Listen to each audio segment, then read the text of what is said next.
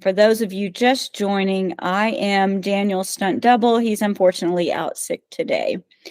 He did put this information together, so anything that you need to know, you can always reach out to us. Here's some great links for you. Our cloud team does an awesome job with go-to-market team for making sure that there's a lot of ways you can get any information that you need. And our next review will be on June 6th. So just general updates real quickly. He put this in here to taunt me with the fact that I did not get to go to the SAFE Summit in Berlin. But any of you who did, hopefully you saw the Agile Hive team there. They're great. There's Torsten Janning, who is one of the founders of Keygon and one of the originators of Agile Hive, was there as a partner with us. And you can see others, which surely you know their names by now. There's our very own Ryan Gosling, known as Daniel Roller in the back on the left side, who's our product owner. So there is also coming on July 9th in Wiesbaden, this automotive day.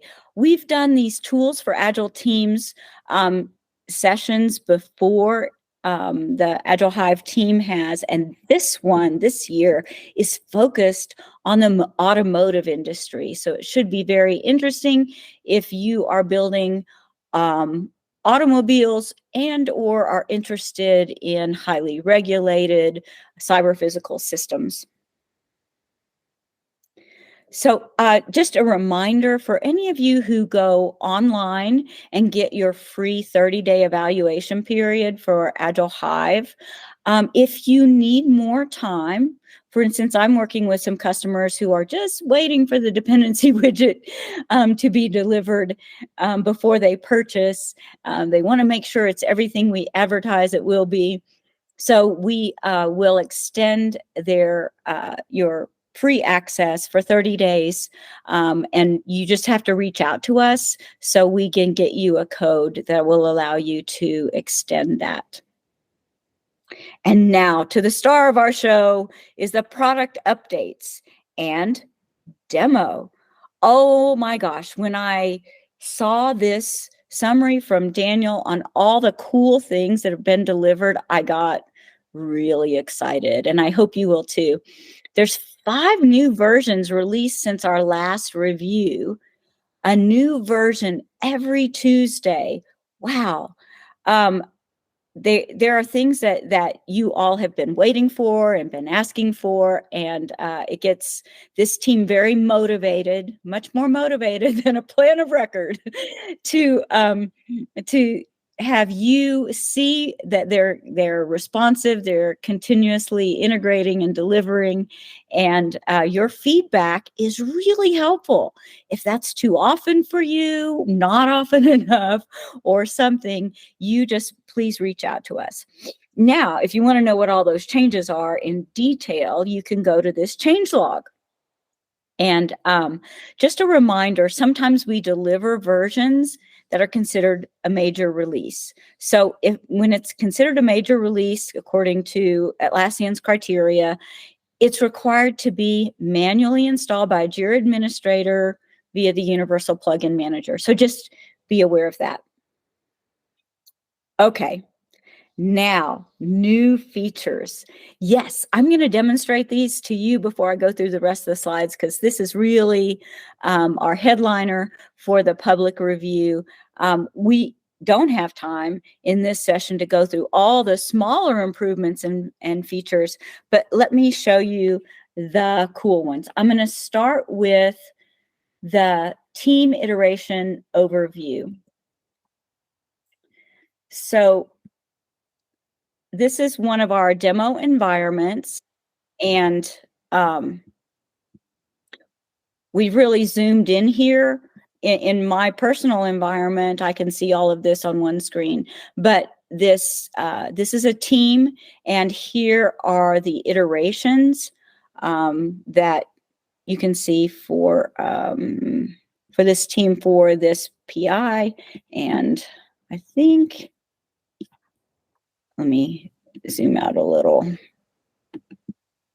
because Daniel had this very zoomed in there. That's what I want to show you, is you could navigate through the iterations. There's iteration 1. You can see the completed story points versus the planned. You can see the capacity, the different types of issues, the story points. So you can then scroll through any of the iterations. What I'm looking at is a previous PI.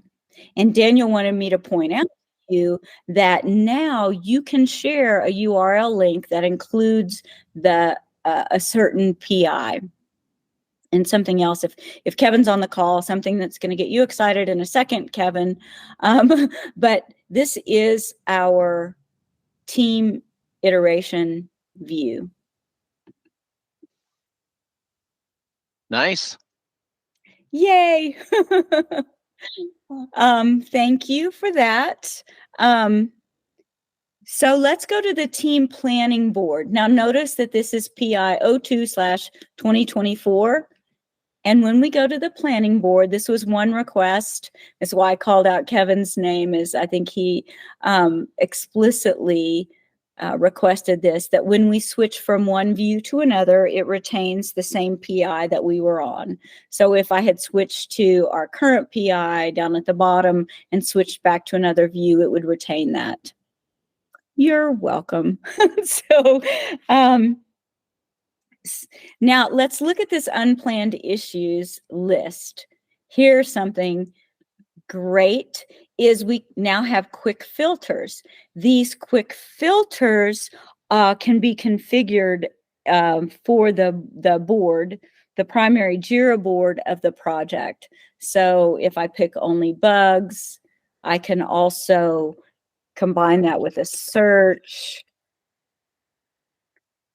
right? And I can have only my issues. And since I'm not on this development team, they haven't assigned me any bugs. Or maybe I fixed them already. So you can see there the quick filters.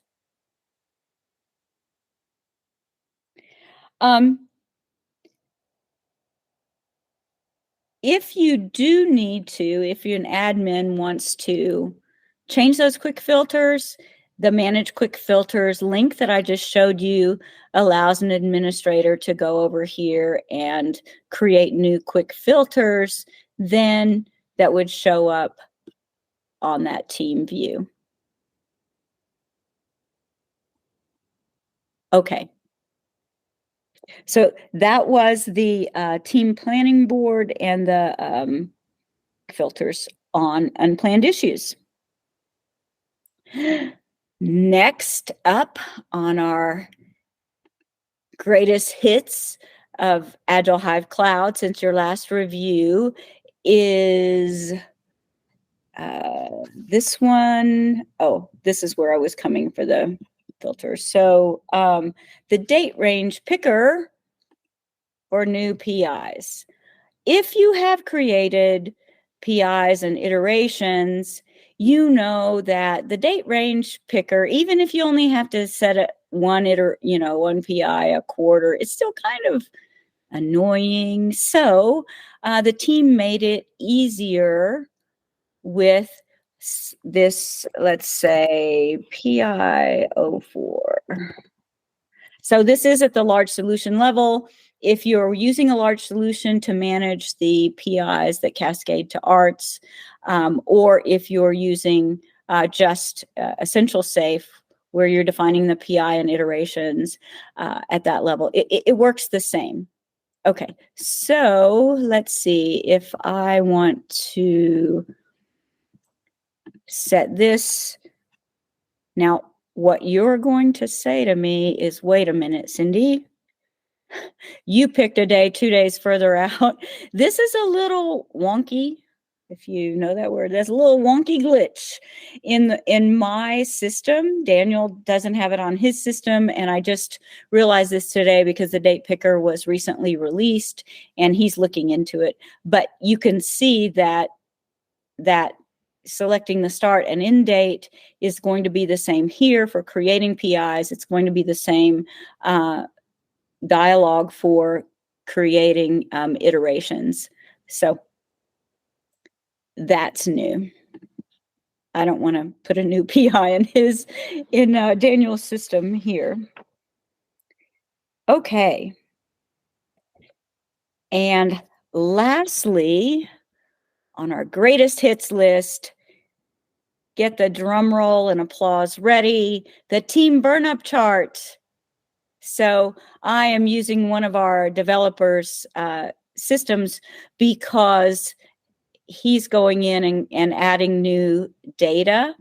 If you're familiar with our burn-up chart that we have in Agile Hive Data Center, it's the same look and feel where you have a forecast based on your plan, and then each day based on stories that were delivered.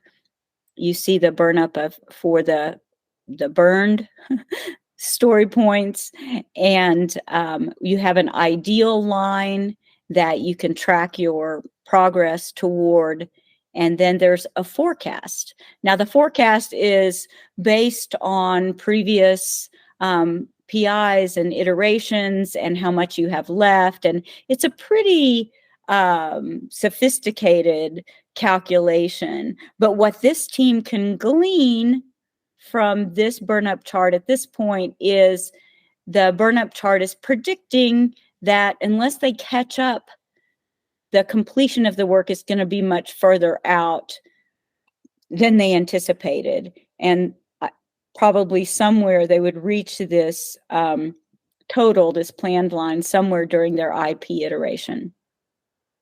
So Daniel wanted me to give you a caveat that the chart data is not retrospectively calculated for completed planning intervals and days already passed as of today. So in other words, in each day, it's just taking the data from that day and looking forward. So in some of their testing, they've seen the lines in the chart kind of jump from 0 to their current values for planning intervals that are already in progress. I think, I don't have that data in my own system because I just move my data from one PI to the next. But when you start to use the burn-up chart, just be aware that if you see a jump like that, this is the rationale for it. Then for those of you migrating to cloud or have questions about this path, their goal for our current planning interval is to have this migration path 2.0, the production version of that, available by the end of our PI. We did PI planning on the 19th of April, and it's roughly 12 weeks. If you want more detail, again, the team committed to this work, to completing this. Jisu's on the line, who is working on the migration. So if you have questions, but this is just showing you some of our steps that we are taking. And if you want to incrementally keep up with the status of that, we have a link here. Okay, so what's coming up next? There are still a couple of missing widgets, most notably the art burn-up chart, which is like that team burn-up chart, but it will aggregate the data from all the teams in the art.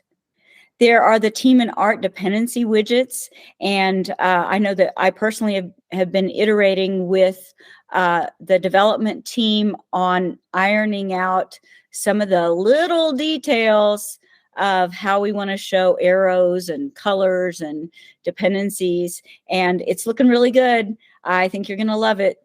That's my Jedi mind trick, and hopefully that will be released very soon as well. Next in our lineup is the art planning board, which is also very detailed. The concept has been iterated on and is done. It's going to have some really cool stuff like the custom field called Teams Involved, the PI involvement for art issues, and we will also have an owning team for the art issues, which is interesting, right? Because our data center version just says, okay, whichever team delivers the last story related to this feature, then we're going to put that feature in their swim lane on the art planning board. And we discussed that on the cloud team, and we said, well, and it's my experience really is that it could be the owning team does a lot of the upfront stories and not necessarily the last one. And then also, as we said, we're working on the migration to cloud with Agile Hive specific custom fields. If there's something you're really interested in that you don't see on this short-term roadmap, maybe you'll see it here. The art planning board is a big effort for us. The flow metrics, it's really kind of beyond concept. We're prototyping, and I in particular am creating some test data for an impediment-based flow efficiency metric. So we should have some drafts of that very soon. Cross art dependencies, which we know you've been asking for, and related to the art planning board. Then there's a lot of small but important usability and performance improvements. And again, you see the line there. We've talked about the migration path. Now, the reports for solution trains and portfolios have been pushed out a little bit because of these higher priority items. So we always want your feedback and input, and there's a link for you to provide that. Others of you know that if you have feature requests, you can go through the Agile Hive support tickets network as well. So, and if you want to have conversation with me or Daniel or something, we're always open to that. Okay. Oh, that wraps up the presentation and demo part of today's Agile Hive Cloud review.